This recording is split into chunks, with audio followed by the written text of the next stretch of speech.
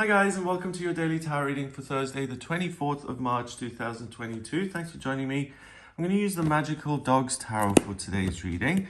Let's see what these cards have to say about Thursday and what energy you'll be working with. So I hope you guys are doing really well. I'm going to shuffle these cards a few times, and I'm going to pick three to see what today's energy is all about and what's coming up for you. So let's see what that is. First, we've got the Six of Sky. Okay, so I would assume that's the element of air, so swords. I'll double check that in a moment. Then we've got the Three of Fire, Three of Wands, and finally the High Priestess.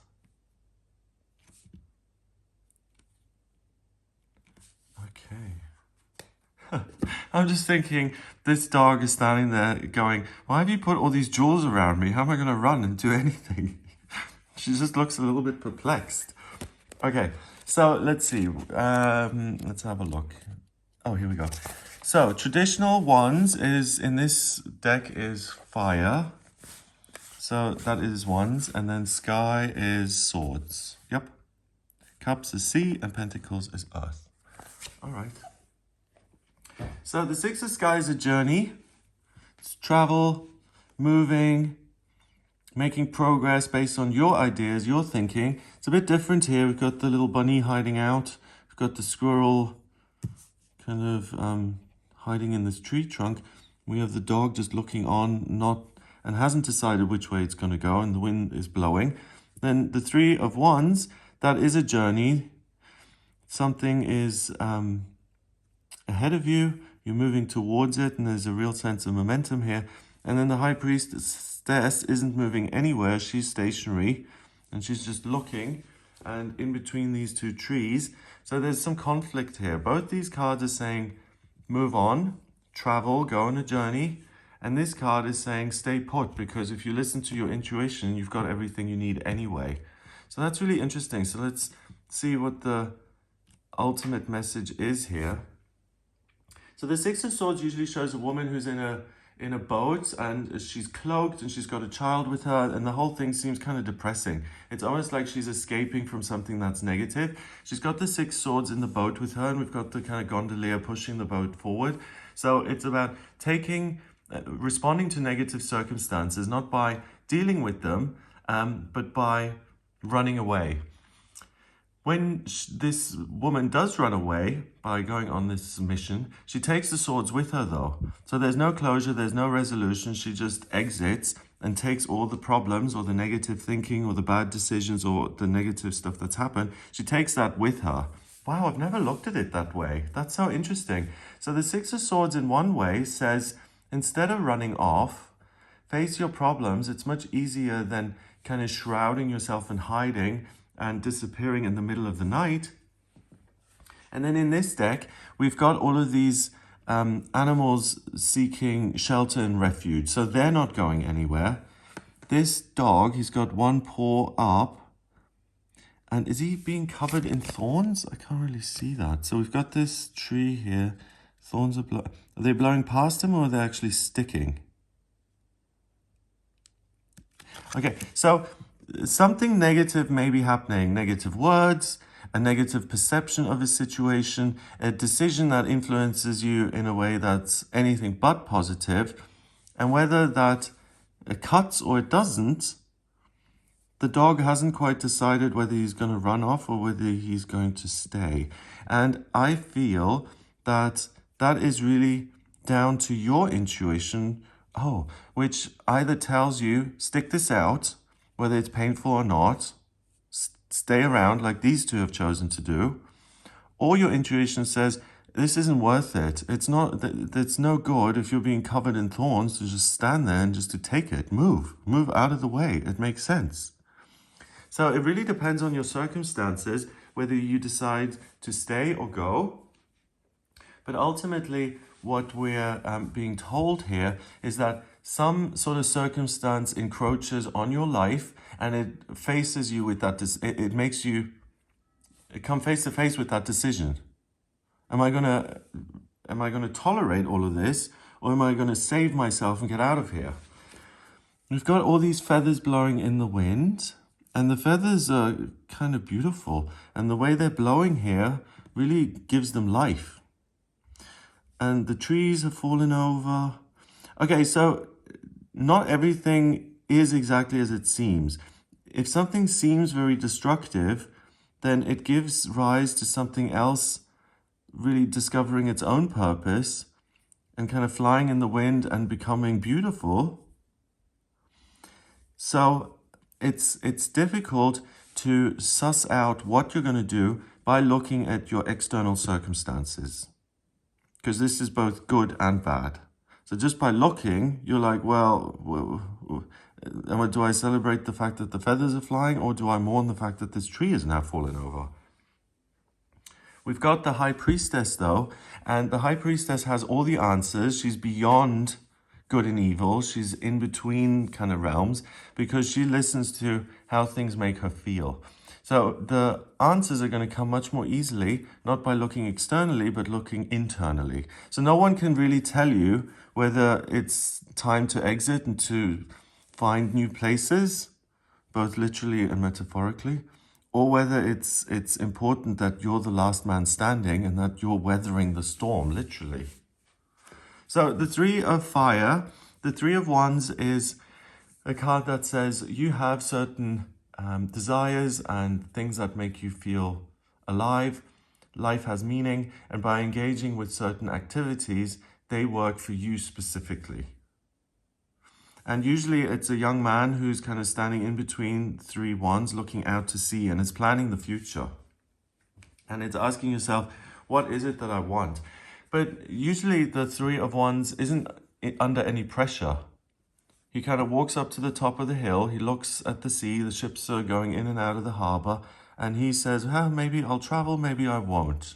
In this situation, it's much more urgent. So again, this card is then saying, if you do decide to move on, there's a whole new vista ahead of you. There's a whole new world to discover. Like, if you imagine yourself walking down this path and you come to the top of the hill and you see this village there and you've never seen that before, then that's a whole new experience. You can meet different people. You can stay in one of these straw huts, which you may have never done. So ultimately, the cards are saying that on this day, if you do decide to move on, under duress or not, there are opportunities for you to improve your life. And that kind of says to me then, especially if the thorns are sticking in his fur, then really, do you need to stick this out?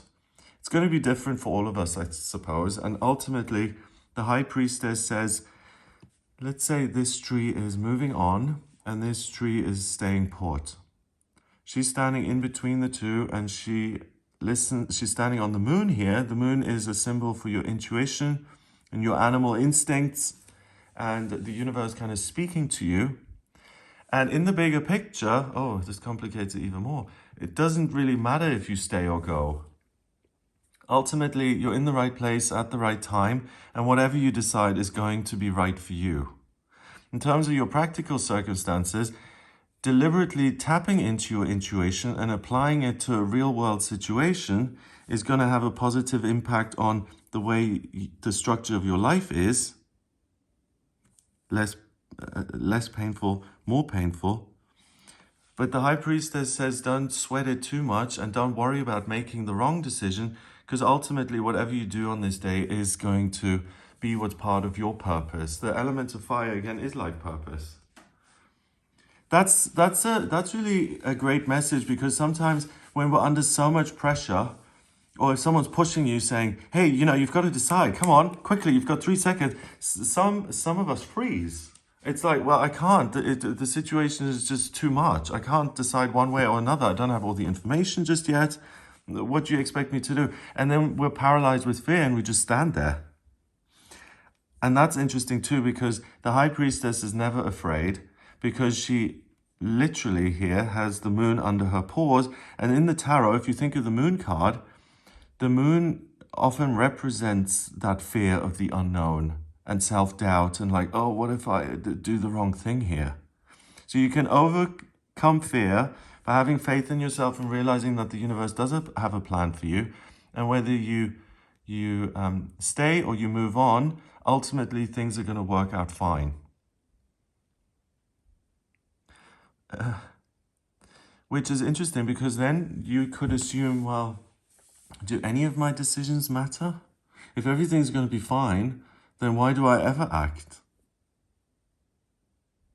And I suppose the difference is in spiritual truth, of course, everything is fine and everything's going to work out the way it's meant to. But in terms of real world opportunities or avoiding problems, deciding and acting does alter the quality of your everyday experience. So this dog, let's say he was standing here being cut to ribbons, and he decided, well, I didn't like that so much, so I moved to, I don't know, mountain number 3 up here, and there's infinite food, and there are other dogs I can play with, and I can play fetch, and it's all fabulous. Then in spiritual truth, it really doesn't matter, but in his everyday life, he's going to be a lot happier because he's living in Shangri-La up here, and this one really isn't. So the message is, don't sweat it too much, because if you are paralyzed with fear, the worst thing is piling on even more pressure. That's not going to get you unstuck and make things move. Give yourself a break and realize that if you make the wrong decision, it's not the end of the world. The key thing here is to listen to your gut, and if going feels better than staying, do that. If staying feels better than going, do that. And see what happens as a result. You're still on the right path. And ultimately, what you've learned is that the best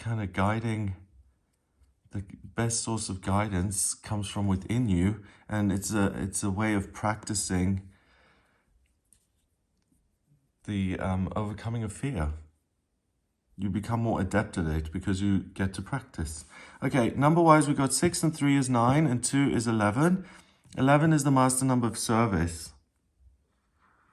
So being of service to yourself means being kind and listening to your gut and not sweating it and not sweating the details so much, realizing that it's not that serious. You don't have to break your head over it. And you can serve other people by making yourself happy first. Because if you're totally feel disenfranchised from yourself, what then do you have to give to other people? Wow, okay, so this is kind of complicated. I hope you have a wonderful day, regardless of being pulled back and forth like this. Please do listen to your intuition. Let me know in the comments how this goes as well, and whether there are circumstances which encroach on your everyday experience and how you then react to it. If you'd like a personal reading with me, please get in touch via my website. It's gregoryscott.com. On the front page, click on book your reading to audio reading with me. I use the tarot, astrology, and numerology in my personal reading. So if you have any questions, I use those divination systems to answer those. And if you like this video, then give it a thumbs up. Please hit subscribe and share the video online. Have a wonderful day, and I'll speak to you tomorrow.